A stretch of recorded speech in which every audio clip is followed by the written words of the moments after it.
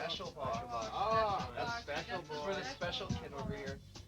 Boardercross is a mix of motocross racing with snowboard racing, and it's basically combining an entire mountain worth of terrain onto one course from top to bottom, challenging an all-mountain rider. Qualifying day? I hate qualifying day. I think it's a pain in the ass. I understand that you need it to separate the field. You got 200 entries, only 48 people can enter. And at the same time, you don't want, obviously, the two best guys racing each other right off the bat. Somebody's cut off. Oh, who's the retard? Is that a rumming song? Okay, now the difference between qualifying day and boardercross day, it's like speed skating versus hockey. You know, you got speed skaters, they're out there, they're spandex, just whoosh. But then you got hockey where you're out there against another guy. It's a race. Qualifying is just a way of getting into the race. Once you're border crossing, it's a totally different story. I mean, someone can be the worst qualifier and qualify 49th, and then all of a sudden, on the race day, they end up on the podium.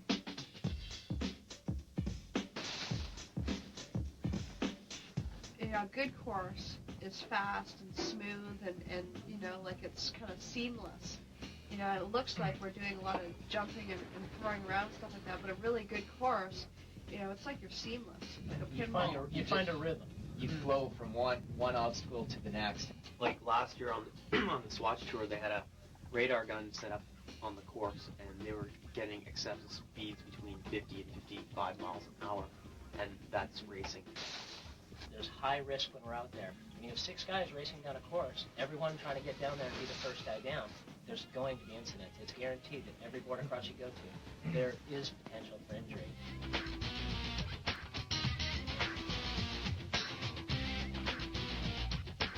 You know what though? What I like about boardercross is you affect other people's outcome.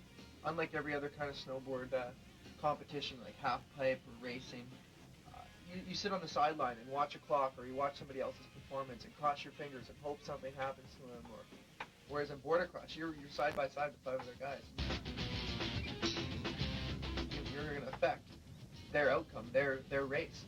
I think it's going to be probably one of the more dominant forces in the Olympics. As for like spectators watching, they can get totally involved with the heats and you know how things are going. They are racing for $20,000 in prize money.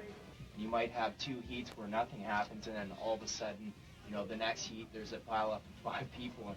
Center ball still in first, holding on, and as they make the way, The courses are just getting bigger and bigger. I mean, you know, you're flying through the air, you know, 10, 15 feet up. There's usually 5 people right beside you while you're in the air. You know, you get that adrenaline rush, and you're sitting in the gate, and you know, your hands are just white knuckles around those handles. Riders ready. You're just concentrating so hard on that gate in front of you, 5-second warning. just waiting for just that little squeak when the guy pulls the handle out and the gate is about to drop. You know, I mean, even that moment seems like an eternity when you're sitting in the gate. Go! That gate drops, you're last one out of the gate. Your race isn't over. No. You can hit a gate, fall down. Your race is still over. It'll just power you. Like I ride way faster when I got people in front of me. Yeah. You're just looking at it saying, I gotta catch that guy. You gotta catch that guy because you have to get in the top 3 to advance on. If you're not in the top 3, if you're 4th, 5th, or 6th, your day's over, and you know that. So you do everything you can to pass that 3rd place guy. 2 still neck and neck. Probably the best thing about boardercross for myself, or the thing that I find to be the most fun, is that it draws on every skill that you've acquired from snowboarding. From the first day you pick up a board, whether you're riding half pipe, you're riding down steeps, you're riding down groom, all those abilities that you build up are drawn out on the course. I mean, you think about it, you've only got a minute to a minute and a half to use all your abilities, your strategies, in one race, and everybody's pushing each other, and all their best abilities are coming out.